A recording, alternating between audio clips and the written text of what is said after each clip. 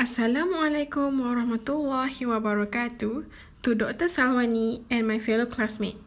My name is Khairun Adlin Benti Adnan, 262008, and my other group members, Nik Izzati binti Niksin, 262035, and Nur Fazila binti Muhammad Fauzi, 262905. We are from Group 9, are going to present to you about Proximate cause and delay. Assalamualaikum. My name is Nur Fazlina binti Muhammad Fauzi. My metric number is 262905. Today, our group represent about proximate cause and delay. We will start first on definition. The definition is took by the Supreme Court, which took it as read that the praise may arise from. It also had the same meaning as proximately caused by. It also known as the near or immediate not remote cause of an accident. What is proximate cause and delay? It means if the proximate cause is one in which the property is insured against, then the insurer must pay compensation. They must also, through the investigation on proximate cause, then they need to validate it so that the victim of incidents can receive payment from an insurance company. Also, when involving legal system, insurer would take action to protect on behalf of themselves when any incident happen towards the property. I will explain about concept of delay. As we all know, delay in marine adventure is an important and phenomenon that always happen in maritime transport, and it can affect many parties.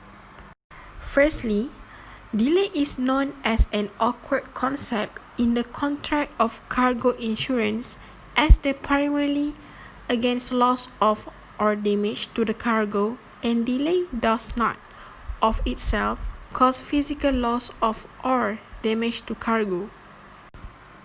Even a short delay in a shipment of cargo can cause a loss. Perishable cargo can deteriorate and lose some or all of its value. The market value of cargo changes over the course of days or weeks, and a merchant may consequentially suffer losses as a result of delay. Claims for delay are excluded unless a policy states otherwise. Third, under Section 552, enumerates the losses caused by delay due to peril insured against are not payable. The definition of the cause was under test in many cases and was mentioned clearly in the Marine Insurance Act 1906 in its Section 55 that the cause should be proximate as follows. Subject to the provisions of this Marine Insurance Act, and unless the policy otherwise provides, the insurer is liable for any loss proximately caused by a peril insured against, but subject as aforesaid. He is not liable for any loss which not proximately caused by a peril insured against.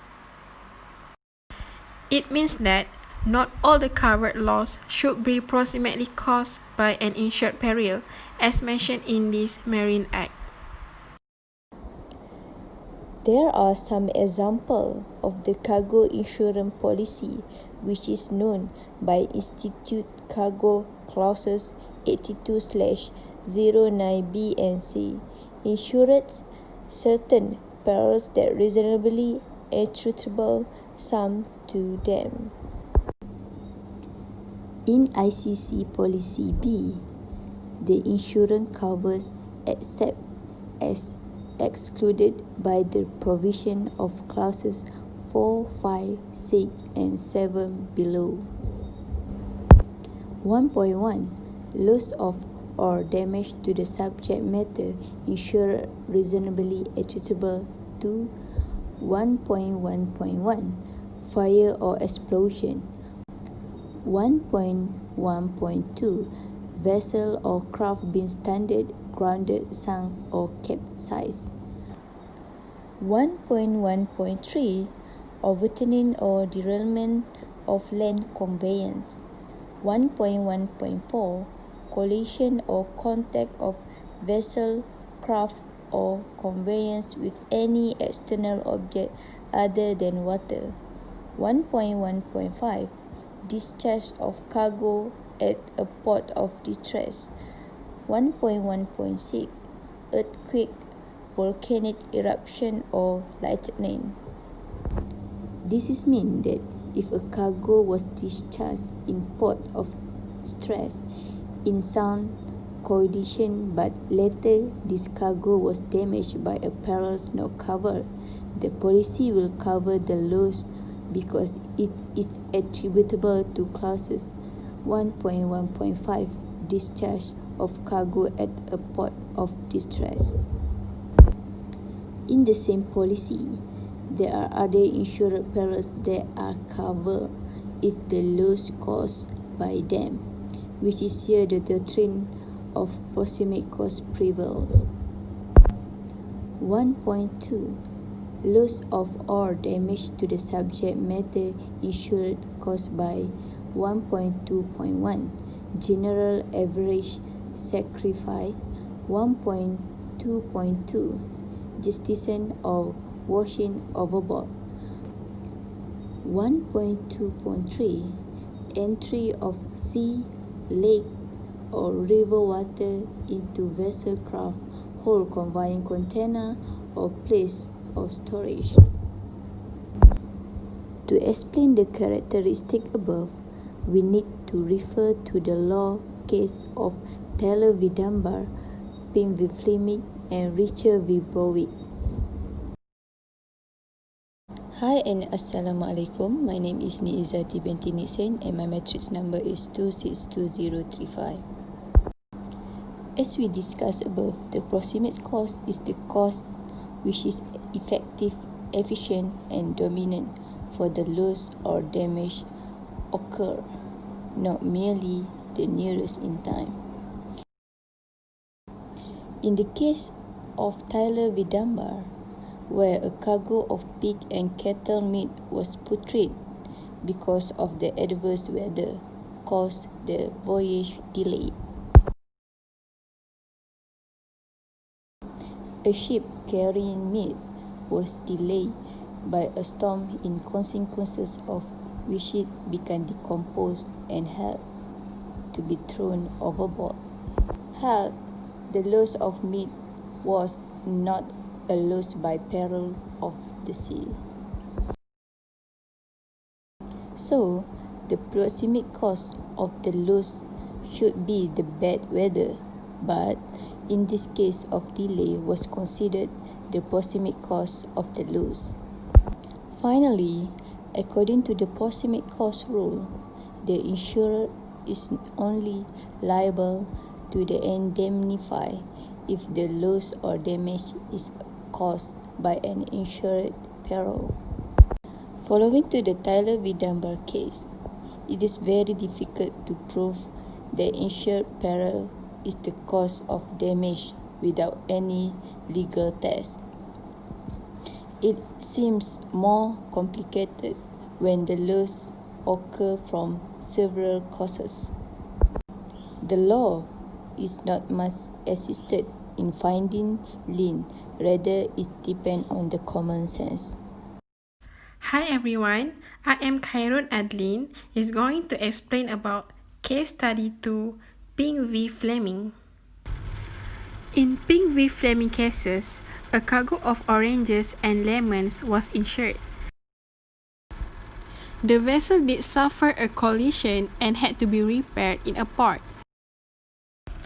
The fruit, which is oranges and lemons, was insured under the usual form of loss policy, subject to an FPA warranty, by which the cargo was warranted free of particular average, unless the ship be stranded, sunk or burned, or unless damage be consequent on collision with any other ship.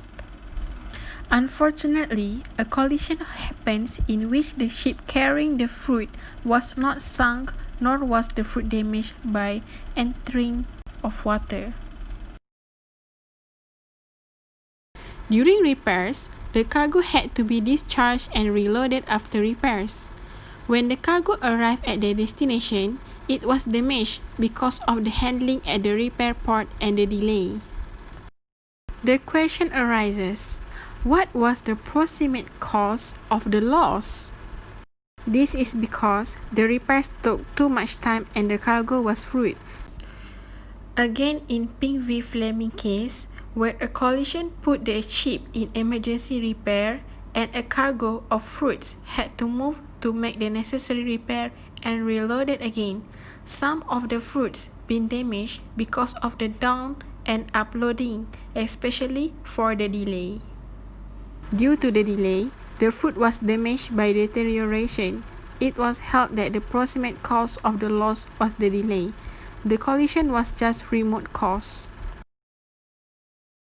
The direct loss was not the collision but the perishable character of the cargo.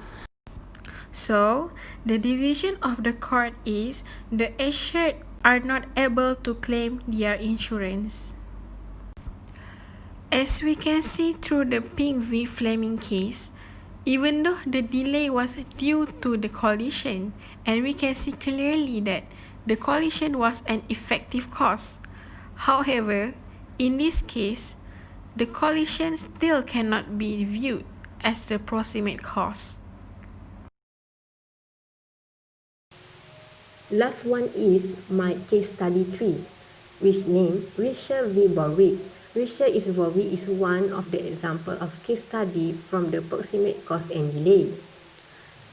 First, the case comes with when one of the property came into contact with a snag.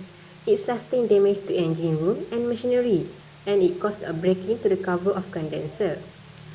And they claim the leak can cause water to get into the hole of the cover.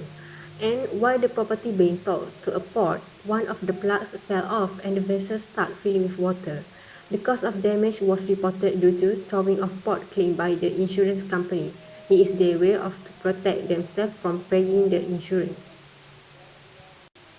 What is the court decision? Let's start with the plaintiff.